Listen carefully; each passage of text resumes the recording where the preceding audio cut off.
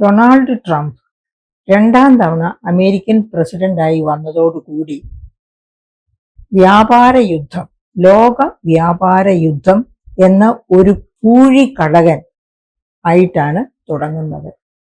സമസ്ത രാജ്യങ്ങളെയും, അതായത് ചെറിയ ആൾതാമസമില്ലാത്ത ദ്വീപ സമൂഹങ്ങളെ പോലും അദ്ദേഹം ഉൾപ്പെടുത്തിയിട്ടുണ്ട് അതിന്റെ കൂട്ടത്തില് എന്നാണ് പറയുന്നത്.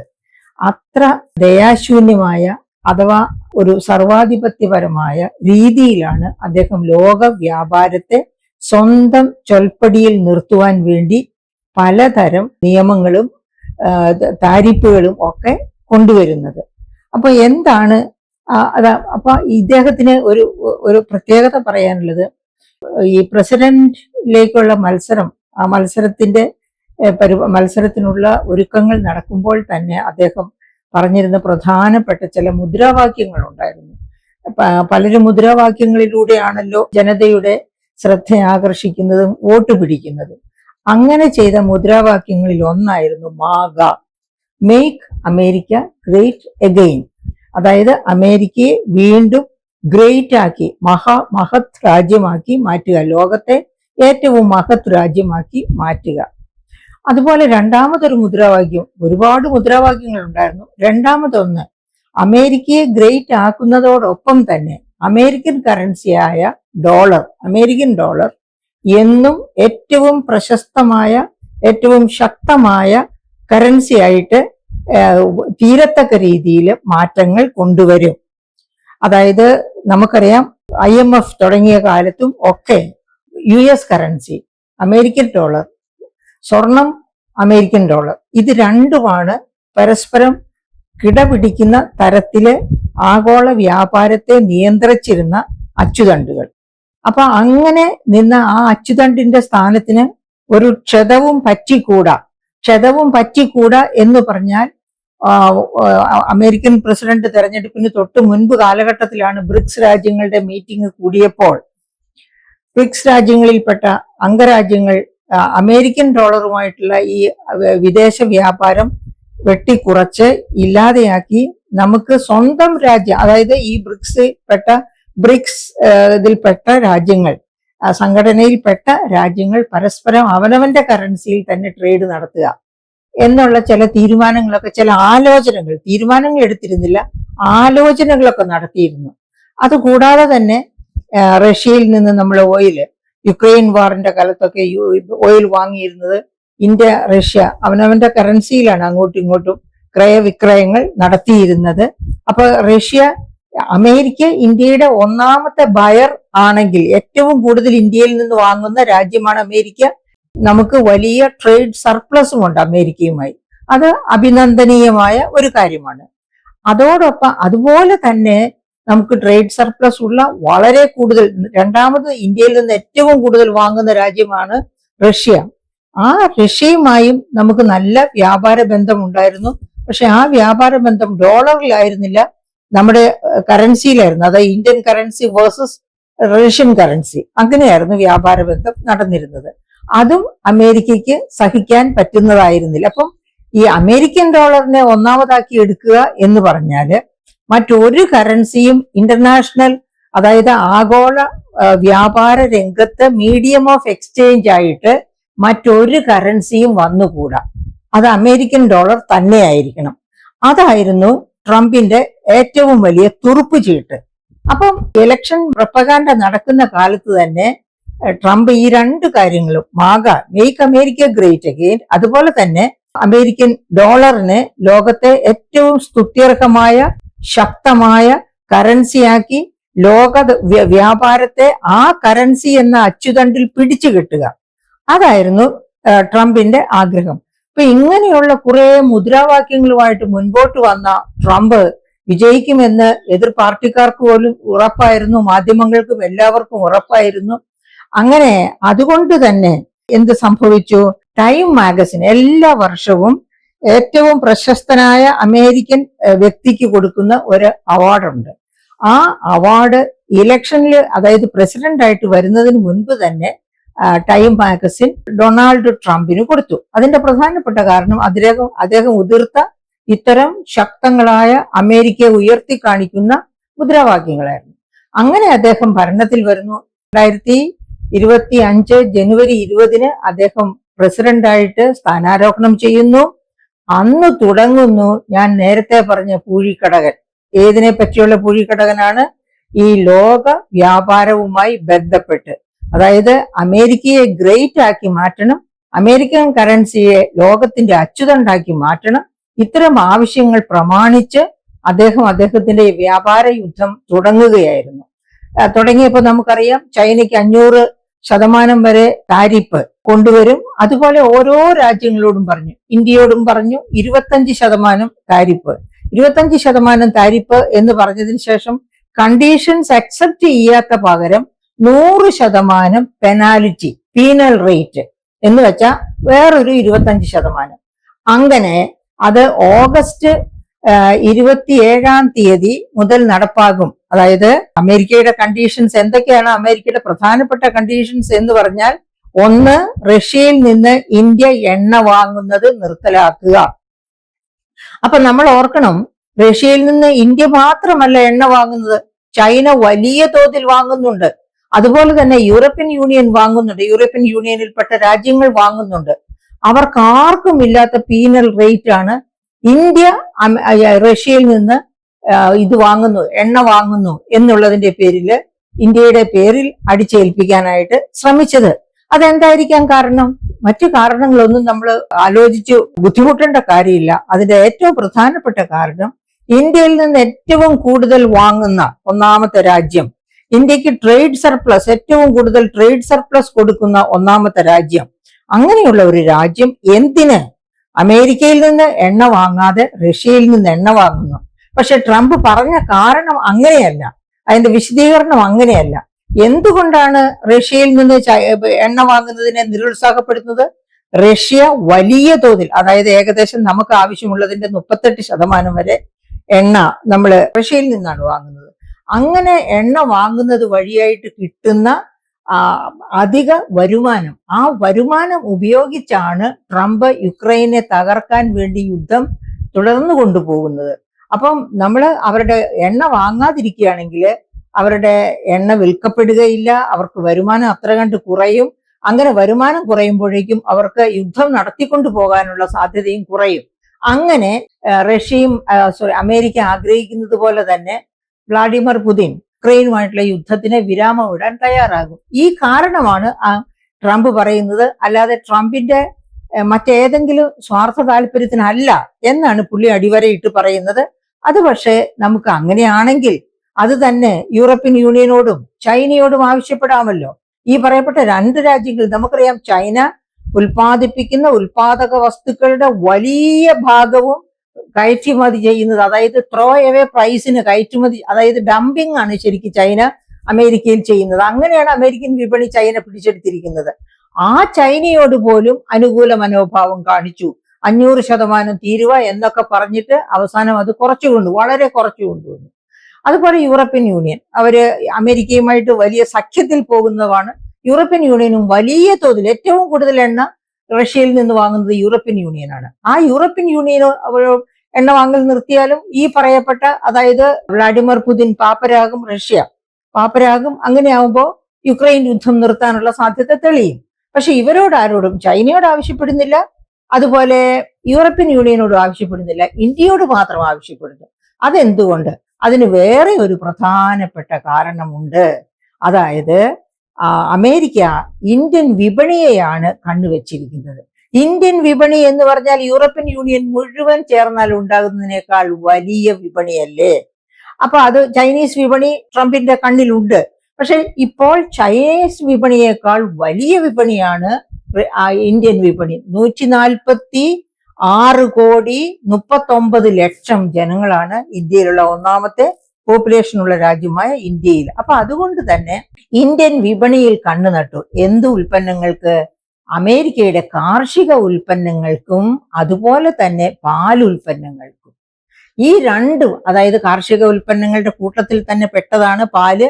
പാല് കൃഷിയുടെ ഭാഗമാണ്, ഡയറി പിന്നെ അഗ്രികൾച്ചറിന്റെ ഭാഗമാണ്. എങ്കിലും ഞാൻ എടുത്തു പറഞ്ഞു എന്ന് മാത്രമേ ഉള്ളൂ. അപ്പം ഈ അവരുടെ അഗ്രികൾച്ചറൽ പ്രോഡക്ട്സ്, അതോടൊപ്പം അതിൻ്റെ കൂടെയുള്ള പാൽ ഉൽപ്പന്നങ്ങൾ, അവ വലിയ തോതിൽ ഇന്ത്യയിലേക്ക് ഇറക്കുമതി ചെയ്യാൻ, അതായത് ഇന്ത്യയിലേക്ക് ഇറക്കുമതി ചെയ്യുന്ന വലിയ വില കുറച്ച് ഇറക്കുമതി ചെയ്യാൻ, അതിനാണ് ഡംപിങ് എന്ന് പറയുന്നത്. ഉൽപാദന ചെലവിനേക്കാൾ കുറഞ്ഞ ചെലവിൽ കുറഞ്ഞ വിലയിൽ മറ്റു രാജ്യങ്ങളിൽ ഉൽപ്പന്നങ്ങൾ വിൽക്കുക, അതിനാണ് ഡംപിങ് എന്ന് പറയുന്നത്. അപ്പൊ എന്തിനാണ് ഈ ഡംപിങ് നടത്തുന്നത്? അവരുടെ ഉൽപ്പന്നം ആവശ്യത്തിലധികമാണ്, ഉൽപാദനം ആവശ്യത്തിലധികമാണ്, അത് എവിടെയെങ്കിലും വിറ്റഴിച്ചേ പറ്റൂ. അപ്പൊ അതിനുള്ള വിപണി കണ്ടെത്തുക. അപ്പൊ ഉൽപാദന ചെലവിനേക്കാൾ കുറഞ്ഞ വിലയിൽ വിൽക്കേണ്ടി വന്നു എന്ന് പറഞ്ഞാൽ പോലും ആ ഉൽപാദകർ നിലനിൽക്കും, അവർക്ക് ഒരു വലിയ പരിധി വരെ ആവശ്യത്തിന് ലാഭവും കാണും. അപ്പൊ അങ്ങനെയുള്ള വിൽപ്പനയ്ക്ക്, അതായത് നമ്മൾ ഓർക്കേണ്ടത് അമേരിക്കയിലെ 2% ജനങ്ങൾ മാത്രമാണ് കൃഷിയെ ആശ്രയിച്ച് ജീവിക്കുന്നത്. അതേ സമയത്ത് ഇന്ത്യയിലെ 48% ജനങ്ങൾ കൃഷിയെ ആശ്രയിച്ച് ജീവിക്കുകയാണ്. അമേരിക്കയിൽ കോർപ്പറേറ്റ് പ്രവർത്തനമാണ് കൃഷിയെങ്കിൽ ഇന്ത്യയിലെ ഹാൻഡ് ടു മൗത്ത് എക്സിസ്റ്റൻസ് ആണ്, നിലനിൽപ്പിന് വേണ്ടിയുള്ള യുദ്ധമാണ് കൃഷിയിൽ നടന്നുകൊണ്ടിരിക്കുന്നത്. അതായത് ഇന്ത്യയിലെ കാർഷിക മേഖലയുടെ 68% micro, small and medium enterprises ആണ് എന്നുകൂടി നമ്മൾ ഓർക്കണം. അപ്പൊ അങ്ങനെയുള്ള ഒരു കാർഷിക രാജ്യത്തേക്ക് ആണ് ഈ സാധനങ്ങൾ, അമേരിക്കൻ കാർഷിക ഉൽപ്പന്നങ്ങൾ, പാൽ ഉൽപ്പന്നങ്ങൾ എന്നിവ ഡംപ് ചെയ്യണം, വില കുറച്ച് വിൽക്കാൻ അനുവദിക്കണം എന്ന് പറഞ്ഞ് അനുവാദം ചോദിക്കുന്നത്.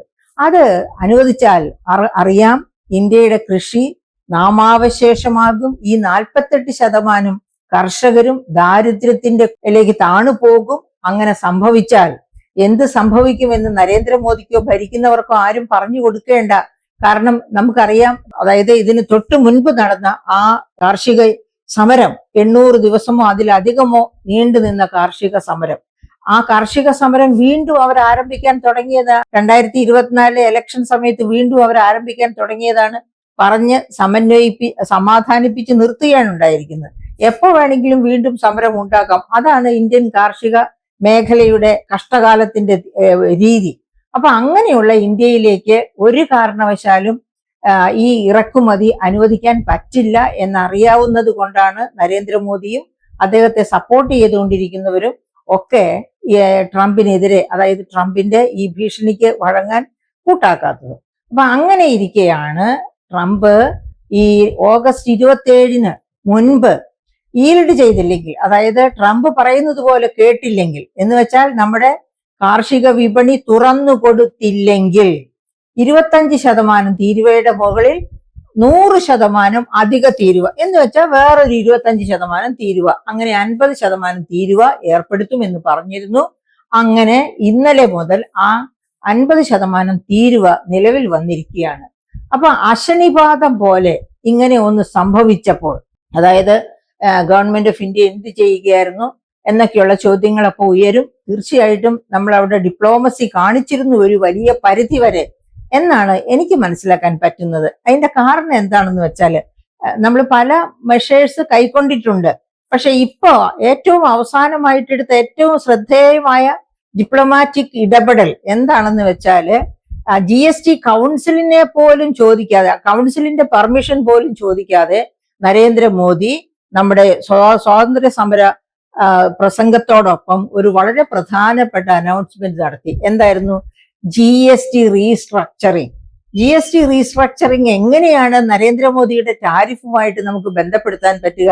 പ്രിയപ്പെട്ട സുഹൃത്തുക്കളെ, നമുക്ക് പറ്റും.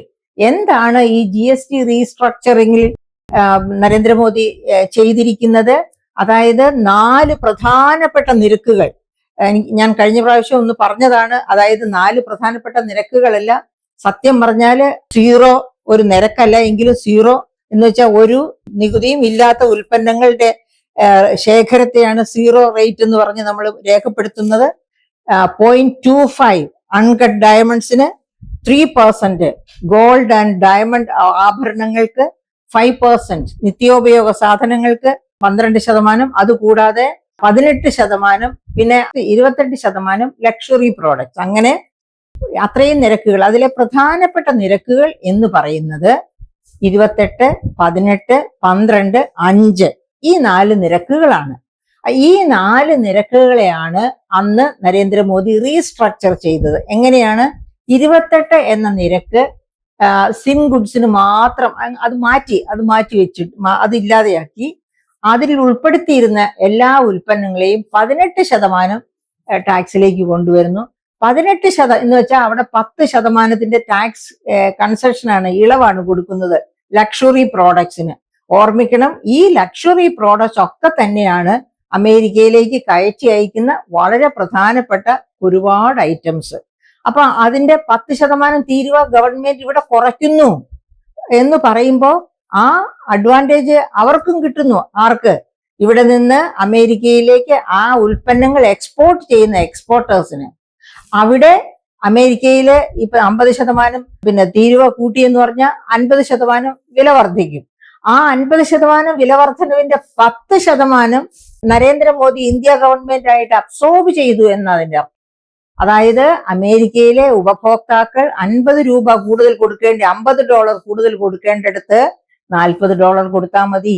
അതായത് അവരുടെ ഭാരം, അവരുടെ ചുമലിൽ വരുമായിരുന്ന ഭാരത്തിന്റെ 10% ഗവൺമെന്റ് ഓഫ് ഇന്ത്യ എടുത്തു.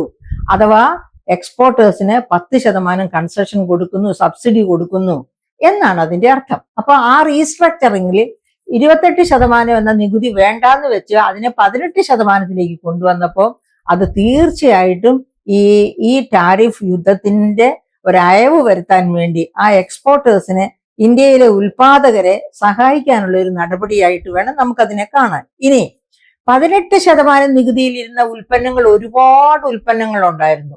ഏറ്റവും കൂടുതൽ ഉൽപ്പന്നങ്ങൾ ഉള്ള ഒരു ശ്രേണിയാണ് 18% നികുതി ശ്രേണി. അതിനെ 5%ലേക്ക് കൊണ്ടുവന്നു. അതായത് 18%വും 5%. അതാണ് 2 പ്രധാനപ്പെട്ട നികുതി നിരക്കുകൾ ഇപ്പോൾ അതായത് ഇനിയിപ്പോൾ നടപ്പാക്കാൻ പോകുന്നത്. അന്ന് നരേന്ദ്രമോദി അനൗൺസ് ചെയ്തത് 18, 5 നിരക്കുകളാണ്. എടുത്തു കളയുന്നത് 12, 28 നിരക്കുകൾ. അപ്പൊ ഈ 18% നിരക്കിനെ എടുത്തു മാറ്റിയിട്ട് 5%ലേക്ക് കൊണ്ടുവരുമ്പോ അവിടെ എത്ര ശതമാനത്തിന്റെ ലാഭം എക്സ്പോർട്ടേഴ്സിന് ഉണ്ടാവുക? 13 അല്ലേ? 5, 13, 5, 18. അപ്പൊ അവിടെ 13%. 28-ൽ നിന്ന് 18-ലേക്ക് മാറ്റിയപ്പോൾ 10%ത്തിന്റെ സഹായം കൊടുക്കുന്നു. 18%-ത്തിലുണ്ടായിരുന്ന എല്ലാ ഉൽപ്പന്നങ്ങളും 5%-ലേക്ക് കൊണ്ടുവരുമ്പോൾ ആ എല്ലാ ഉൽപ്പന്നങ്ങൾക്കും 13%-ത്തിന്റെ ഇളവ്. അപ്പൊ ആർക്കാ നഷ്ടം വരുന്നത്? ഗവൺമെന്റ് ഓഫ് ഇന്ത്യക്ക് ആണ് നഷ്ടം വരുന്നത്. നമ്മുടെ ടാക്സേഷൻ വകുപ്പിന്, നമ്മുടെ ഗവൺമെന്റിന്, സംസ്ഥാന ഗവൺമെന്റുകൾക്കും കേന്ദ്ര ഗവൺമെന്റിനുമാണ് ഈ നഷ്ടം അങ്ങനെ വരിക. അപ്പൊ ആ നഷ്ടം അബ്സോർബ് ചെയ്തുകൊണ്ട് അത്രയും വില ഇടിവിനുള്ള സഹായം എക്സ്പോർട്ടേഴ്സിനും എല്ലാവർക്കും കിട്ടുന്നു, എക്സ്പോർട്ടേഴ്സിനും കിട്ടുന്നു. അങ്ങനെ വരുമ്പോ ഒരു പക്ഷേ നരേന്ദ്രമോദി, എന്റെ പൂർണ്ണ വിശ്വാസം നിർമ്മല സീതാരാമനും അറിഞ്ഞുകൊണ്ട് തന്നെ ഡിപ്ലോമാറ്റിക് ചാനൽസിൽ ആലോചിച്ച് തന്നെ ആയിരിക്കണം ഈ സമയത്ത്, അല്ലെങ്കിൽ GST കൗൺസിലുമായിട്ട് ആലോചിച്ചിട്ട് ഇത്തരം ഒരു ഇങ്ങനെ ഈ ഒരു റീസ്ട്രക്ചർ ചെയ്യണം. ഇവിടുത്തെ GST റേറ്റുകൾ അന്താരാഷ്ട്ര നിലവാരത്തിലിരിക്കുന്ന റേറ്റുകളേക്കാൾ കൂടുതലാണ്, അത് മാറ്റണം എന്നൊക്കെയുള്ള നിർദ്ദേശങ്ങൾ നേരത്തെ തന്നെ ഉണ്ടായിരുന്നു. പക്ഷെ അത് ഇങ്ങനെ പെട്ടെന്ന് അനൗൺസ് ചെയ്യുക, GST കൗൺസിലിനെ പോലും ചോദിക്കാതെ, അവരോട് പോലും ചോദിക്കാതെ അനൗൺസ് ചെയ്യണമെങ്കിൽ അത് ഇങ്ങനെ ഉണ്ടായ, അതായത് ഈ ട്രംപ് ഇമ്പാക്റ്റിനെ ഓവർകം ചെയ്യാനല്ല, അതിന്റെ ആ തിരിച്ചടി കുറയ്ക്കുക. ഇപ്പോ നമുക്കറിയാം, സമുദ്രമധ്യത്തിൽ പോയി കാത്തുകെട്ടി കിടക്കുന്ന കപ്പലുകളുണ്ട്. ഈ 27-ാം തീയതിക്ക് ശേഷം എന്ത് സംഭവിക്കുന്നു, അമേരിക്ക വാങ്ങുമോ വാങ്ങാതിരിക്കുമോ എന്നൊക്കെ ആലോചിച്ച് അത്തരം കമ്പനികൾക്കൊക്കെ ഇത് കേൾക്കുന്നത് ഒരു ആശ്വാസമാണ്. 28%, അതായത് 10% തീരുവ ഓൾറെഡി ഗവൺമെന്റ് ഓഫ് ഇന്ത്യ സ്വാംശീകരിച്ചു, അതായത് സ്വന്തം ചുമലിലേക്ക് ഏറ്റുവാങ്ങി. അപ്പൊ അത്രയും ബുദ്ധിമുട്ട് അവർക്ക് കുറച്ചു മതി. ഇനി അതുപോലെ അതായത് സംസ്ഥാന ഗവൺമെന്റുകൾക്ക് ഇടപെടാം ഇക്കാര്യത്തില്. അങ്ങനെ ഒക്കെ ചെയ്യുമ്പോൾ തീർച്ചയായിട്ടും ഈ പറയപ്പെട്ട ഈ ട്രംപ് കൊണ്ടുവന്ന ഇമ്പാക്റ്റ് വളരെ കുറയും. അത് മാത്രവുമല്ല, ഇനി നമ്മുടെ ഈ അമേരിക്കൻ വിപണിയിലെ ഉപഭോക്താക്കൾ ആരാണ്? ഇന്ത്യയിൽ നിന്ന് കയറ്റി അയക്കുന്ന ഉൽപ്പന്നങ്ങളുടെ ഉപഭോക്താക്കൾ ജെംസ് ആൻഡ് ജ്വല്ലറി, അത് അമേരിക്കൻ ധനികരാണ് അധികവും. ഇന്ത്യയിൽ നിന്ന് അവിടെ പോയി ധനികരായവരും ഒരുപാട് വാങ്ങുന്നുണ്ട്. നമ്മുടെ ഏറ്റവും നല്ല ഒരു വിപണിയാണ് ജെംസ് ആൻഡ് ജ്വല്ലറിയുടെ അമേരിക്കൻ വിപണി എന്ന് പറയുന്നത്. അതുപോലെയാണ് യൂറോപ്യൻ യൂണിയൻ വിപണിയും. ഒരു കാര്യം ഓർക്കണം, ജെംസ് ആൻഡ് ജ്വല്ലറിയുടെ എക്സ്പോർട്ട് വഴിയാണ് നമ്മുടെ ഫോറിൻ എക്സ്ചേഞ്ചിന്റെ 19-20% വരെ ഗവൺമെന്റ് ഓഫ് ഇന്ത്യയുടെ കണക്കുകൾ അനുസരിച്ച് നേടുന്നത്. അപ്പൊ അത് വളരെ പ്രധാനപ്പെട്ട ഒരു എക്സ്പോർട്ട് ഐറ്റമാണ് ജെംസ് ആൻഡ് ജ്വല്ലറി. അപ്പൊ അതിന്റെ പക്ഷേ നികുതി അതിനെ ബാധിച്ചിട്ടില്ല. അത് 3% നികുതിയാണ്, ലോവസ്റ്റ് നികുതിയാണ്, അതിനെ ബാധിച്ചിട്ടില്ല. അപ്പൊ എന്തായാലും ഈ പറയപ്പെട്ട 18-28% നിർത്തലാക്കി 18.5% റീസ്ട്രക്ചർ ചെയ്ത് തന്നെ വളരെ അനുകൂലമായ ഒരു നടപടിയാണ് ഈ ഉൽപ്പന്നങ്ങളെ കയറ്റുമതി ചെയ്യുന്ന എക്സ്പോർട്ടേഴ്സിന്. അവരുടെ നഷ്ടം കുറയ്ക്കുക, അവർക്ക് ഉത്തേജനം നൽകുക, അവർക്ക് വേണ്ടി ഒരു കാറ്റലിസ്റ്റ് ആയിട്ട്, ഒരു രാസത്വരകമായിട്ട് ഗവൺമെന്റിന്റെ ഈ പ്രക്രിയ, ഈ റീസ്ട്രക്ചർ പ്രക്രിയ പ്രവർത്തിക്കും എന്നുള്ളതിന് യാതൊരു സംശയവുമില്ല. അപ്പൊ ഇങ്ങനെയുള്ള നടപടികൾ ഒന്നും എടുക്കാതിരുന്നാൽ, ഇതിപ്പോ ആദ്യ നടപടിയാണ്, ഇനിയും എടുത്ത പല നടപടികളുണ്ട്, ഞാൻ അവയെ പറ്റി മെൻഷൻ ചെയ്യും. പക്ഷെ അതിന്റെ കൂട്ടത്തിൽ ഒന്നോടെ പറയട്ടെ, ഈ പറയപ്പെട്ട നടപടികൾ ഒന്നും എടുക്കാതിരുന്നാൽ ഇന്നലെ മുതൽ ഈ 50% തീരുവ അമേരിക്കയിലേക്ക് എക്സ്പോർട്ട് ചെയ്യുന്ന ഉൽപ്പന്നങ്ങളുടെ മേൽ പതിയുമ്പോൾ ഇന്ത്യയിൽ എന്ത് സംഭവിക്കുമായിരുന്നു, ഇന്ത്യൻ എക്സ്പോർട്ടിന് എന്ത് സംഭവിക്കുമായിരുന്നു എന്ന് നമുക്ക് നോക്കാം. അതായത് 55.8% US നമ്മൾ കയറ്റി അയക്കുന്ന കയറ്റുമതിയുടെ 55.8% ഈ നിരക്കുകളിലെ ഈ പീനൽ റേറ്റിന്റെ അകത്ത്, അതായത് 50% നികുതിയുടെ റേറ്റിൽ ഉൾപ്പെടുന്നവയാണ്. അതായത് നമ്മുടെ കയറ്റുമതിയിൽ അതുകൊണ്ട് തന്നെ ഒരു 43% മുതൽ 45% വരെ ഇടിവുണ്ടാകാം എന്നാണ് കണക്ക് കൂട്ടുന്നത്. അതായത് 4.21 ലക്ഷം കോടിയുടെ കയറ്റുമതിയെയാണ് അത് ബാധിക്കാൻ സാധ്യത ഉള്ളത്. അതുപോലെ തന്നെ കണക്കുകൾ പറയുന്നത് നമ്മുടെ GDP, ആഭ്യന്തര മൊത്ത വരുമാനത്തിന്റെ വളർച്ചയിൽ നമ്മൾ ഇപ്പോൾ കണക്ക് കൂട്ടിയിരിക്കുന്നതിനേക്കാൾ 1% ഇടിവ് അതുവഴി ഉണ്ടാകാം. അപ്പൊ തീർച്ചയായിട്ടും നമ്മുടെ ഗവൺമെന്റ് നോക്കിയിരിക്കുകയില്ല. വളരെ ശ്രദ്ധേയമായ രീതി, വളരെ ശക്തമായ രീതിയിൽ നടപടികൾ എടുക്കും എന്നുള്ളതിന്റെ ഒന്നാമത്തെ ദൃഷ്ടാന്തമാണ് നമ്മളിപ്പോൾ കണ്ടത്. ഇനി ഈ 50%, ഞാൻ പറഞ്ഞല്ലോ 48% ഉൽപ്പന്നങ്ങൾ, കയറ്റുമതി ഉൽപ്പന്നങ്ങളും ഈ 50% തീരുവയിൽ വരുന്നവയാണെന്ന് പറഞ്ഞല്ലോ. ഏതൊക്കെ ഉൽപ്പന്നങ്ങളാണ് ഈ 50% തീരുവയിൽ വരുന്നത്? നമ്മുടെ പ്രധാനപ്പെട്ട അമേരിക്കയിലേക്കുള്ള കയറ്റുമതി ഉൽപ്പന്നങ്ങൾ ഏതൊക്കെയാണ് എന്ന് നമുക്കൊന്ന് നോക്കാം. അതായത് ചെമ്മീന് ഇപ്പോൾ ഈ 50 ഒരു 0 തീരുവയായിരുന്നു. അങ്ങോട്ട് കയറ്റി അയക്കുന്ന ചെമ്മീന് തീരുവയെ ഉണ്ടായിരുന്നില്ല. അത് ഇപ്പോ 50% തീരുവ, അതായത് ഒറ്റയടിക്കാണ് 50% തീരുവയിലേക്ക് ചെമ്മീൻ എത്തിപ്പറ്റുന്നത്. അപ്പൊ ഏറ്റവും കൂടുതൽ അപകടകരമായ രീതിയിൽ വാങ്ങലിനെ ബാധിക്കാവുന്ന, എക്സ്പോർട്ടിനെ ബാധിക്കാവുന്ന ഒരു ഐറ്റമാണ് ചെമ്മീൻ. ഇനി രണ്ടാമത് ഒന്ന് നോക്കാവുന്നത് പെട്രോളിയം ഉൽപ്പന്നങ്ങളാണ്. അതായത് നമ്മൾ പെട്രോളിയം ഉൽപ്പന്നങ്ങൾ ഇങ്ങോട്ട്, അതായത് ക്രൂഡ് ഓയിൽ ഇങ്ങോട്ട് ഇറക്കുമതി ചെയ്ത് അതിനെ വാല്യൂ ആഡഡ് പ്രോഡക്ട്സ് ആക്കി കയറ്റുമതി ചെയ്യുന്നുണ്ട്. അപ്പൊ അത് അമേരിക്കയിലേക്കും കയറ്റുമതി ചെയ്യുന്നുണ്ട്. അതേൽ ട്രംപ് തൊട്ടിട്ടില്ല. കാരണം അത് ട്രംപിന് അത്രയും ആവശ്യമുള്ളത് ആയിരിക്കും. അത് 6.9% ഇറക്കുമതി ചുങ്കമാണ് അതേലുള്ളത്. അതിൽ മാറ്റമൊന്നും വരുത്തിയിട്ടില്ല. ഇനി അടുത്തത് ഓർഗാനിക് കെമിക്കലുകളാണ്. 4% ഓർഗാനിക് കെമിക്കലുകളില് നേരത്തെ ഉണ്ടായിരുന്ന ചുങ്കം. ഇപ്പൊ 50% ചുങ്കം അതിൽ ചെലുത്തുന്നു. അതോടെ 54% അതിന്റെ ചുങ്കം വർദ്ധിക്കുന്നു. പിന്നെ ഉള്ളത് പരവതാനി. 2.9% ആയിരുന്നു ഉണ്ടായിരുന്നത്. 50% കൂടെ വരുമ്പോഴത്തേക്കും 52.9% ഇറക്കുമതി ചുങ്കമാകും പരവതാനി എന്ന് ഓർക്കണം. ഒരുപാട് ലക്ഷക്കണക്കിന് മനുഷ്യര് തൊഴിൽ കണ്ടെത്തുന്ന ഇന്ത്യയിലെ ഒരു മേഖലയാണ്. കാശ്മീർ മുതൽ കന്യാകുമാരി വരെയുള്ള മനുഷ്യർ ജോലി കണ്ടെത്തുന്ന ഒരു മേഖലയാണ് പരവതാനി, തുകൽ ഉൽപ്പന്നങ്ങളൊക്കെ. അപ്പൊ ആ മേഖലകളിലാണ് ഇങ്ങനെ ഈ 52.9% തീരുവ വർദ്ധിക്കുന്നത്. ഇനി റെഡിമെയ്ഡ് ഗാർമെന്റ്സിന് 13.9%, അതായത് നേരത്തെ തരക്കേടില്ലാത്ത തീരുവ ഉള്ള ഒരു ഉൽപ്പന്നമായിരുന്നു readymade garments.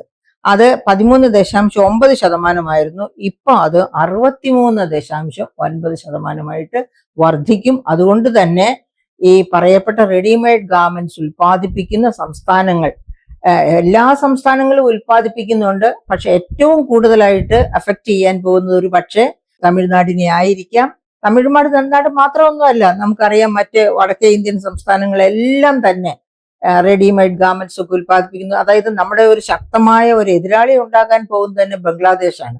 Bangladesh ഉൽപാദനത്തിലെ 80-85% readymade garments ആണ്. അതൊക്കെ എക്സ്പോർട്ട് ചെയ്യാൻ വിപണി നോക്കിയിരിക്കുമ്പോഴാണ് ഇന്ത്യൻ വിപണിക്ക് പതറുന്നത്. ഇന്ത്യൻ വിപണിക്ക് അടി പതറിയാൽ അവിടെ കയറി പറ്റാനായിട്ട് നോക്കുന്നത് ബംഗ്ലാദേശ് ആയിരിക്കും. ബംഗ്ലാദേശ് പോലെയുള്ള രാജ്യങ്ങൾ, ബംഗ്ലാദേശ് മാത്രമായിരിക്കില്ല. അപ്പൊ അങ്ങനെ റെഡിമെയ്ഡ് ഗാർമെന്റ്സിനെ വല്ലാതെ എഫക്ട് ചെയ്യും. നമ്മൾ വേണ്ട രീതിയിൽ ഇടപെട്ടില്ലെങ്കിൽ ഇനി വേണ്ടത് നിറ്റഡ് തുണിത്തരങ്ങളിലും ഇതുപോലെ 63.9% ഇത് വരുന്നു. പിന്നെ രത്നം സ്വർണം, അത് രത്നം സ്വർണം 2.1% തീരുവയാണ് അമേരിക്കയിലേക്ക് കയറ്റി അയക്കുന്നതിൽ നേരത്തെ ഉണ്ടായിരുന്നത്. അതിപ്പോ 50% വർദ്ധിക്കുമ്പോൾ 52.1% വർദ്ധിക്കും. അപ്പോൾ വജ്ര രത്ന ആഭരണങ്ങളുടെ കയറ്റുമതിയെ അത് ബാധിക്കും എന്ന് കരുതാം. പക്ഷേ എന്റെ അഭിപ്രായത്തില് വലിയ തോതിൽ ബാധിക്കുകയില്ല. കാരണം വജ്ര രത്ന ആഭരണങ്ങൾ വാങ്ങുന്നത് സാധാരണ ഇഷ്ടംപോലെ പണമുള്ളവരാണ്. അത് അങ്ങനെ വാങ്ങുന്നവര് തീർച്ചയായിട്ടും ഇന്ത്യൻ ഉൽപ്പന്നങ്ങളോട് ഒരു മമത കാണും. എന്തുകൊണ്ടാണ് മമത ഉണ്ടാകാൻ? ഇന്ത്യയോടുള്ള മമതയല്ല, ആ ഉൽപ്പന്നങ്ങളുടെ ഡിസൈനിലൊക്കെ വരുന്ന മനോഹാരിത.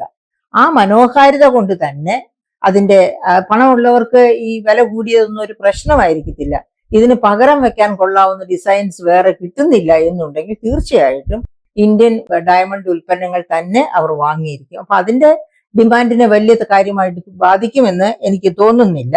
എന്തായാലും ഇതാണ് അവസ്ഥ. ഇനിയുള്ളത് സ്റ്റീൽ പോലെയുള്ള കോപ്പർ, അലൂമിനിയം പോലെയുള്ള ഉൽപ്പന്നങ്ങളാണ്. 1.7 നേരത്തെ നിലവിലിരുന്നത്. അതിപ്പോ 50% വർദ്ധിക്കുമ്പോൾ 51.7. ആ മേഖലയിലും നല്ല തിരിച്ചടി നമുക്ക് പ്രതീക്ഷിക്കാം. പിന്നെ ഫർണിച്ചർ 2.3% നേരത്തെ നിലവിലിരുന്നത്. അതിപ്പോ 50% വരും, 52.3. അപ്പം ഈ പറയപ്പെട്ട ഈ 50% ചുങ്കം ഏതേത് മേഖലകളിലൊക്കെ ഉൾപ്പെട്ടിട്ടുണ്ടോ ആ മേഖലകളിലൊക്കെ തന്നെ നമുക്ക് തിരിച്ചടി പ്രതീക്ഷിക്കാം. അതിൽ ഒരു പക്ഷേ ഒരു തിരിച്ചടി ഉണ്ടാകാൻ സാധ്യത കുറവുള്ളത് രത്ന വജ്ര ആഭരണങ്ങളുടെ ശ്രേണിയിൽ മാത്രമായിരിക്കുമെന്നാണ് എനിക്ക് തോന്നുന്നത്. അപ്പൊ പിന്നെ ഒരു സമാധാനം ഉള്ളത്, ഈ അമേരിക്കയിലെ ബയേഴ്സ് എന്ന് പറയുമ്പോൾ ഏഷ്യക്കാർ തന്നെ, പ്രത്യേകിച്ച് ഇന്ത്യക്കാർ തന്നെ. അപ്പൊ ഉദാഹരണത്തിന് 4 ലക്ഷത്തോളം വിദ്യാർത്ഥികളാണ് പല ശ്രേണികളായി എഞ്ചിനീയറിംഗ്, മെഡിസിൻ, അങ്ങനെ പല ശ്രേണികളിലായിട്ട് അവിടെ വിദ്യാഭ്യാസത്തിന് പോയിരിക്കുന്നത്. അവര് തന്നെ ഈ പറയപ്പെട്ട ഉൽപ്പന്നങ്ങൾ വാങ്ങുന്നവരുണ്ട്. പിന്നെ അതുപോലെ അല്ലാതെയുള്ള അവിടെ സ്ഥിരം സിറ്റിസൺസ് ആയി തീർന്നിട്ടുള്ള ഇന്ത്യക്കാര്, അവരും വലിയ തോതിൽ ഇഷ്ടപ്പെടുന്നത്, അതായത് നമ്മുടെ ഈ ഇന്ത്യയിൽ നിന്ന് പോകുന്ന ഉൽപ്പന്നങ്ങളുടെ 60% ഏഷ്യക്കാർ തന്നെയാണ് വാങ്ങുന്നത് എന്നാണ് പറയുന്നത്. അപ്പം ഏഷ്യക്കാരുടെ സാമ്പത്തിക ശേഷിയെ അത് എങ്ങനെ ബാധിക്കും? അതായത് വിദ്യാർത്ഥികളാണെങ്കിൽ തീർച്ചയായിട്ടും അത് ബാധിക്കും. അവര് ചെറിയ ജോലികളൊക്കെ ചെയ്ത് പണം ഉണ്ടാക്കിയായിരിക്കും പഠിക്കുന്നത്. അങ്ങനെയാകുമ്പോൾ സാധാരണ രീതിയിൽ വലിയ വിലവർധന ഉണ്ടായാൽ അവർ അതിനേക്കാൾ താഴ്ന്ന വിലയുള്ളതിലേക്ക് പോകാനിടയുണ്ട്. എന്തായാലും ഈ ഒരു സാഹചര്യത്തില് നമുക്ക് വില ഉയരും, ഡിമാൻഡ് കുറയും, കയറ്റുമതി കുറയും. അപ്പൊ വില ഉയർന്ന് അമേരിക്കയിലെ ഡിമാൻഡ് കുറഞ്ഞ് കയറ്റുമതി കുറയുമ്പോൾ ആരെയാണ് അത് ബാധിക്കുക? ഇന്ത്യൻ ഇക്കോണമിയാണ് ബാധിക്കുക. അതാണ് GDP 1% കുറവുണ്ടാകാൻ സാധ്യതയുണ്ട് എന്ന് പറയുന്നത്. ഇന്ത്യൻ ഇക്കോണമിയെ ബാധിക്കുക എന്ന് പറഞ്ഞാൽ GDP 1% കുറവുണ്ടായി എന്ന് പറഞ്ഞാൽ എന്താണ് നമ്മൾ അതുകൊണ്ട് മനസ്സിലാക്കുന്നത്? പ്രിയപ്പെട്ട സുഹൃത്തുക്കളെ, ഇവിടെ എക്സ്പോർട്ട് ബിസിനസ്സിൽ ഏർപ്പെട്ടിരിക്കുന്നവർ, ആ എക്സ്പോർട്ട് ബിസിനസ് അവർ മറ്റു രാജ്യങ്ങളിലേക്ക് കയറ്റി അയക്കാമോ എന്ന് നോക്കും. അതിനൊക്കെ പക്ഷെ കുറച്ച് സമയമെടുക്കും. ആ ഇടകാലത്ത് ഇവിടെ ആ ഉൽപാദനം തന്നെ 2-3 ഷിഫ്റ്റ് പ്രവർത്തിക്കുന്ന പ്രവർത്തന കേന്ദ്രങ്ങളൊക്കെ ഒരു ഷിഫ്റ്റായിട്ട് കുറയ്ക്കുകയാണെങ്കിൽ അത്രയും പേരെ തൊഴിലിൽ നിന്ന് പിരിച്ചുവിടും. അവരുടെ വരുമാനം കുറയും, അവർക്ക് വലിയ ബുദ്ധിമുട്ടാകും. അത്തരം തൊഴിലില്ലായ്മ രൂക്ഷമാകാനും പിന്നെ അതുപോലെ മറ്റ് ക്ലേശങ്ങൾ, അതായത് ഫിനാൻഷ്യൽ ആയിട്ടുള്ള മറ്റു തരത്തിലുള്ള ബുദ്ധിമുട്ടുകൾ ഉരുത്തിരിയാനുമുള്ള വഴിയൊരുക്കും ഈ ട്രംപിന്റെ 50% തീരുവ. അതിനെ സത്വരം ശക്തമായി നേരിടാൻ നമുക്ക് കഴിഞ്ഞില്ലെങ്കിൽ ഒരു വലിയ തോതിലെ തൊഴിലില്ലായ്മ തൽക്കാലത്തേക്കെങ്കിലും, പിന്നെ നമ്മൾ വിപണി കണ്ടുപിടിച്ച് ഒക്കെ ചെല്ലുമ്പോഴേക്കും വീണ്ടും നമുക്ക് തിരിച്ചു പിടിക്കാൻ പറ്റും. ഉദാഹരണത്തിന് ഇപ്പോൾ യൂറോപ്യൻ യൂണിയനുമായിട്ട് നാം ഒരു ട്രീറ്റിക്കുള്ള സംസാരം നടന്നുകൊണ്ടിരിക്കുന്നു. അതുപോലെ UK-യുമായിട്ട് 99% ഡ്യൂട്ടി ഇളവോടെ UK ഇങ്ങോട്ടും ഇമ്പോർട്ട് ചെയ്യാൻ തീരുമാനിച്ചിരിക്കുന്നു. അതുപോലെ നമ്മൾ അങ്ങോട്ടും എക്സ്പോർട്ട് ചെയ്യാനായിട്ട് തീരുമാനിച്ചിരിക്കുന്നു. അങ്ങനെയുള്ള തീരുമാനങ്ങള്, അങ്ങനെയുള്ള ട്രീറ്റുകള് ഒക്കെ നല്ലതാണ്. ഇതിന്റെ ആക്കം കുറയാൻ അത് സഹായിക്കും. പക്ഷെ എങ്കിൽ പോലും അമേരിക്കയുമായി നാം തീർച്ചയായും ഡിപ്ലോമാറ്റിക് റിലേഷൻസ് മെയിൻറ്റെയിൻ ചെയ്യുകയും നമ്മുടെ ഒരു വലിയ ജനത, നമ്മുടെ ബുദ്ധിമാന്മാര്, അതായത് ബ്രെയിൻ ഡ്രെയിൻ, യഥാർത്ഥത്തിൽ നമ്മുടെ ബ്രെയിൻ ഡ്രെയിൻ ചെയ്തു പോകുന്നത് അമേരിക്കയിലേക്കാണ്. അമേരിക്കൻ ഇക്കോണമിയുടെ ഉയർപ്പിന് വേണ്ടിയാണ് ആ ബ്രെയിൻ, നമ്മുടെ ഇന്ത്യയുടെ ബ്രെയിൻ ഉപയോഗിക്കപ്പെടുന്നത്. അപ്പൊ അങ്ങനെയുള്ള സാഹചര്യത്തില് ഇത്രയെങ്കിലും ഗുണം, നമുക്കൊരു ട്രേഡ് സർപ്ലസ് എങ്കിലും കിട്ടത്തക്ക രീതിയിൽ ആ അമേരിക്കൻ ഇക്കോണമിയെ പ്രയോജനപ്പെടുത്താൻ നമുക്ക് കഴിയണം. അപ്പൊ അങ്ങനെയുള്ള പരിശ്രമങ്ങൾ നടത്തണം എന്ന് പറയുമ്പോൾ നമ്മുടെ reserve bank of India governor Sanjay Malhotra, അദ്ദേഹം അത് കൂടാതെ തന്നെ ഇന്ത്യൻ ഇക്കോണമിയുടെ വളർച്ചയെ 1% ബാധിക്കാം എന്നൊക്കെയുള്ള ഭയം നിലനിൽക്കെ നമ്മുടെ റിസർവ് ബാങ്ക് ഓഫ് ഇന്ത്യയുടെ ഗവർണർ സഞ്ജയ് മൽഹോത്ര ചില കാര്യങ്ങളൊക്കെ ചില സൂചനകളൊക്കെ നമുക്ക് തരുന്നുണ്ട്. കഴിഞ്ഞ പാദത്തിലെ റിസർവ് ബാങ്ക് ഓഫ് ഇന്ത്യയുടെ മോണിറ്ററി പോളിസി കമ്മിറ്റി കൂടിച്ചേരലില് നമ്മുടെ റീപ്പോ റേറ്റ് 1% കുറച്ചു. റീപ്പോ റേറ്റ് എന്ന് വെച്ചാൽ റിസർവ് ബാങ്കുകൾക്ക് വായ്പ നൽകുമ്പോൾ മേടിക്കുന്ന ഇൻട്രസ്റ്റ് ആണ്, ഇൻട്രസ്റ്റ് റേറ്റ് ആണ് റീപ്പോ റേറ്റ് എന്ന് പറയുന്നത്. ആ റീപ്പോ റേറ്റ് 1% കുറച്ചു എന്ന് വെച്ചാൽ എന്താണ് അതുകൊണ്ട് ഉദ്ദേശിക്കുന്നത്? റിസർവ് ബാങ്കിൽ നിന്ന് ബാങ്കുകൾക്ക് വായ്പ കുറഞ്ഞ പലിശയ്ക്ക് ലഭ്യമാണ്.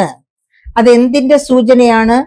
അങ്ങനെ റിസർവ് ബാങ്കുകൾക്ക് വായ്പ കൊടുക്കുമ്പോൾ അതൊരു സൂചനയാണ് ബാങ്കുകൾ പൊതുജനങ്ങൾക്ക്, വ്യാപാര ആവശ്യങ്ങൾക്ക്, കൺസ്ട്രക്ഷൻ ആവശ്യങ്ങൾക്ക് ഒക്കെ റേറ്റ് ഓഫ് ഇൻട്രസ്റ്റ് കുറച്ച് വായ്പ കൊടുക്കുക. അതായത് വായ്പാ ലഭ്യത ധാരാളമാക്കുക, വായ്പാ ലഭ്യത വിപുലമാക്കുക. അതാണ് അങ്ങനെ റീപ്പോ റേറ്റ് കുറയ്ക്കുമ്പോൾ നൽകുന്ന സന്ദേശം. അപ്പം എന്ന് വെച്ചാൽ നമ്മൾ നേരത്തെ പറഞ്ഞല്ലോ, GSTയുടെ റീസ്ട്രക്ചറിങ് മുഖാന്തരം ഈ ട്രംപ് ഇമ്പാക്ട് കുറയ്ക്കാൻ ഗവൺമെന്റ് ശ്രമിച്ചു എന്ന്. അതുപോലെയുള്ള മറ്റൊരു ശ്രമം ഈ ട്രംപിന്റെ എന്താണ് തീരുവ യുദ്ധം തുടങ്ങിയിരുന്നു ജാനുവരിയിൽ തന്നെ. അപ്പം അതുകൊണ്ട് തന്നെ അതിനുശേഷം വന്ന മോണിറ്ററി പോളിസി കമ്മിറ്റിയിലാണ് ഈ 1% തീരുവ കുറച്ചത്. അപ്പം അത് മുൻകൂട്ടി കണ്ടുള്ള ഒരു നടപടിയായിരുന്നു എന്ന് വേണം നമ്മൾ മനസ്സിലാക്കാൻ. അപ്പോൾ എന്തായിരിക്കും ഇതിന്റെ ഇമ്പാക്ട്? അതായത് വായ്പകൾ കുറച്ചുകൂടി ലഭ്യമാകും. ഇപ്പോൾ ഈ എക്സ്പോർട്ടേഴ്സ് ഒക്കെ വലിയ പ്രശ്നത്തിലാകാൻ പോവുകയാണ്, ഈ അമേരിക്കയിലേക്ക് എക്സ്പോർട്ട് ചെയ്യുന്ന എക്സ്പോർട്ടേഴ്സ്. അപ്പൊ അവർക്കൊക്കെ വേണമെങ്കിൽ ഒരു 6 മാസത്തേക്ക് വായ്പ കൊടുത്തിരിക്കുന്നത് തിരിച്ചു വാങ്ങല് വേണ്ട, മൊറട്ടോറിയം കൽപ്പിച്ച് വെച്ച് മുമ്പോട്ട് കൊണ്ടുപോകാം. അതുമല്ലെങ്കിൽ അവർക്ക് ഗവൺമെന്റ് ഓഫ് ഇന്ത്യ തന്നെ സബ്സിഡി കൊടുക്കുന്നതിന് തുല്യമാണ് GSTയിലെ റേറ്റുകളൊക്കെ കട്ട് ചെയ്തത്. വീണ്ടും ഗവൺമെന്റ് ഓഫ് ഇന്ത്യ അവർക്ക് ഏതെങ്കിലും തരത്തിലുള്ള സഹായം, ഫിനാൻഷ്യൽ ഹെൽപ്പ് നൽകുക. പിന്നെ അതുപോലെ ബാങ്കുകൾ വഴി വായ്പ ലഭ്യമാക്കുക. ഇങ്ങനെ വായ്പാ ലഭ്യത ചെലവ് കുറഞ്ഞതാകുന്നു, റേറ്റ് ഓഫ് ഇൻട്രസ്റ്റ് കുറയുന്നു. റീപ്പോ റേറ്റ് കുറച്ചപ്പോൾ അതിനനുസരിച്ച് ആനുപാതികമായ രീതിയിൽ ബാങ്കുകളും അവരുടെ റേറ്റ് കുറയ്ക്കും, വായ്പ എടുക്കുന്നവർക്ക് കൊടുക്കുന്ന വായ്പയുടെ റേറ്റ് കുറയ്ക്കും. അപ്പോൾ അങ്ങനെയൊക്കെ കൂടുതൽ പണം സമ്പദ്ഘടനയിൽ എത്തുക. അപ്പോൾ അടച്ചിട്ടിരിക്കുന്ന അല്ലെങ്കിൽ അടച്ചിടാൻ സാധ്യതയുള്ള, ഇപ്പൊ ഞാൻ പറഞ്ഞല്ലോ നേരത്തെ 2 ഷിഫ്റ്റോ 3 ഷിഫ്റ്റോ പ്രവർത്തിക്കുന്ന റെഡിമെയ്ഡ് ഗാർമെന്റ്സിന്റെ ഒക്കെ ഉൽപാദന മേഖലകളും ഒക്കെ ഷിഫ്റ്റ് കുറച്ചേക്കാം, പൂർണ്ണമായിട്ട് അടച്ചേക്കാം. അത്തരം ഒരവസ്ഥ വരാതിരിക്കാനായിട്ട് ഒരു ഇടക്കാല സഹായം എന്ന രീതിയിൽ ബാങ്കുകൾ വായ്പ ഇളവ് ചെയ്യുക, വായ്പ മൊറട്ടോറിയം പ്രഖ്യാപിക്കുക, ഇതൊക്കെ ചെയ്യാനുള്ള സാധ്യതയുണ്ട് എന്നാണ് അദ്ദേഹം, അതായത് സഞ്ജയ് മൽഹോത്ര പറഞ്ഞത്. ഇനി അതുപോലെ തന്നെ വേറൊന്ന്, അന്താരാഷ്ട്ര റേറ്റിംഗ് ഏജൻസീസ് ഇത്തരം കാര്യങ്ങളൊക്കെ സസൂക്ഷ്മം നിരീക്ഷിക്കുന്നുണ്ട്. അങ്ങനെ നിരീക്ഷിച്ച് അവർ പറയുന്നത് അനുസരിച്ച് ഇന്ത്യയുടെ റേറ്റിംഗ് BBB ആയിരുന്നു. ആ BBB ഇപ്പോഴും അതുപോലെ തന്നെ തുടരുന്നു. എന്ന് വെച്ചാൽ അവർ BB പോസിറ്റീവോ BB നെഗറ്റീവോ ഒന്നും ആക്കിയിട്ടില്ല. നേരത്തെ അതായത് ട്രംപിന്റെ ഇമ്പാക്ട് വരുന്നതിന് മുൻപുണ്ടായിരുന്ന അതേ രീതിയിൽ തന്നെ ഇപ്പോഴും നമ്മുടെ അന്താരാഷ്ട്ര റേറ്റിംഗ് തുടർന്നു പോകുന്നു എന്നുള്ളതും ഒരു ശുഭ സൂചകമാണ്. പിന്നെ ഒന്ന് ചെയ്യാമെന്നത്, അതായത് അത് കേന്ദ്ര മന്ത്രിമാരും അതുപോലെ Sanjay Malhotra, governor of reserve bank of ഇന്ത്യയും, നമ്മുടെ ബഹുമാനപ്പെട്ട പ്രധാനമന്ത്രി ഇപ്പൊ പറയുന്നത് എന്താണ്? Go for India made goods. അദ്ദേഹത്തിന്റെ ഭാഷയിൽ ഹിന്ദിയിലാണ് അതും പറയുന്നത്. അപ്പോ എന്തായാലും നമ്മുടെ ഇന്ത്യ മെയ്ഡ് ഗുഡ്സിന്, അതായത് നിങ്ങൾ അമേരിക്കയിൽ നിന്ന് കൊണ്ടുവന്നതൊന്നും മേടിക്കാതെ, മറ്റു രാജ്യങ്ങളിൽ നിന്ന് കൊണ്ടുവന്ന് മേടിക്കാതെ, അതായത് ഈ പറയപ്പെട്ട എക്സ്പോർട്സിന്റെ ഒക്കെ എക്സ്പോർട്ട് വിപണി കുറയുന്നു എന്നുള്ളത് കൊണ്ട് ആ ഉൽപ്പന്നങ്ങൾ ഇന്ത്യയിൽ തന്നെയുള്ളവർ വാങ്ങുക. Go for India made goods. അതാണ് നരേന്ദ്രമോദി പറയുന്ന ഒരു കണ്ടീഷൻ. അപ്പൊ നമുക്ക് ഓർമ്മയുണ്ട്, സ്വാതന്ത്ര്യ സമര കാലത്ത് നമ്മള് ഫോറിൻ സാധനങ്ങളൊക്കെ ബഹിഷ്കരിക്കുകയും ഇന്ത്യ മെയ്ഡ് ഉൽപ്പന്നങ്ങൾ മാത്രം സ്വീകരിക്കുകയും വാങ്ങുകയും ചെയ്തിരുന്ന ഒരു കാലമുണ്ടായിരുന്നു.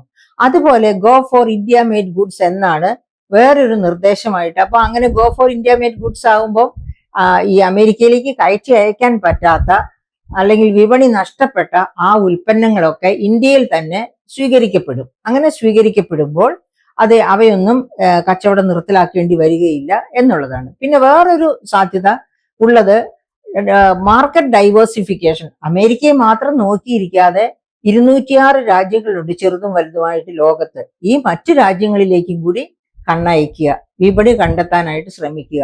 അങ്ങനെയൊക്കെ നഷ്ടപ്പെട്ട വിപണി പിടിച്ചെടുക്കുക. അതോടൊപ്പം തന്നെ ഡിപ്ലോമാറ്റിക് ചാനലിൽ അമേരിക്കയുമായിട്ടുള്ള ബന്ധം നന്നാക്കി കൊണ്ടുവരാനും അവരുടെ ഈ ട്രംപിന്റെ ഈ പീനൽ റേറ്റ് ഒക്കെ വെട്ടിക്കുറച്ച് പണ്ടുണ്ടായിരുന്നതിനേക്കാൾ നേരിയ തോതിൽ മാത്രം ഉയർന്ന റേറ്റുകളിലേക്ക് മാറാനുമുള്ള സാധ്യത തെളിയിച്ചെടുക്കുക. ഇതൊക്കെയാണ് ഇന്ത്യക്ക് ഇപ്പോൾ ചെയ്യാൻ പറ്റുന്നത്.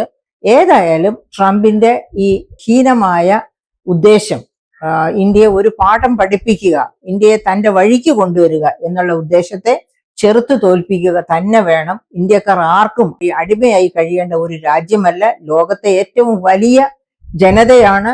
ബൗദ്ധിക ശേഷിയിലും ഇന്ത്യക്കാർ ആർക്കും പിന്നിലല്ല. ഇന്ത്യയുടെ ബൗദ്ധിക ശേഷി മുഴുവനും ഊറ്റിയെടുത്ത് പ്രയോജനപ്പെടുത്തുന്നു. അത് അമേരിക്കയുടെ കുറ്റമല്ല, അമേരിക്കയുടെ അഹങ്കാരമായിരിക്കാം, അമേരിക്കയുടെ കഴിവായിരിക്കാം, അത് ഇന്ത്യയുടെ കഴിവുകേടുമായിരിക്കാം. എങ്കിലും ഇന്ത്യയുടെ ബൗദ്ധിക ശക്തി മുഴുവൻ ഊറ്റിയെടുത്ത് ശാസ്ത്രരംഗത്തൊക്കെ മേൽക്കോയ്മ സ്ഥാപിച്ചിരിക്കുന്ന അമേരിക്കയ്ക്ക് എപ്പോഴും നമ്മൾ കടുത്ത നടപടികളിലൂടെ തന്നെ ചെറുത്തു നിൽക്കാൻ കഴിവുള്ള രാജ്യമാണ് ഇന്ത്യ എന്ന് കാണിച്ചു കൊടുക്കേണ്ടിയിരിക്കുന്നു.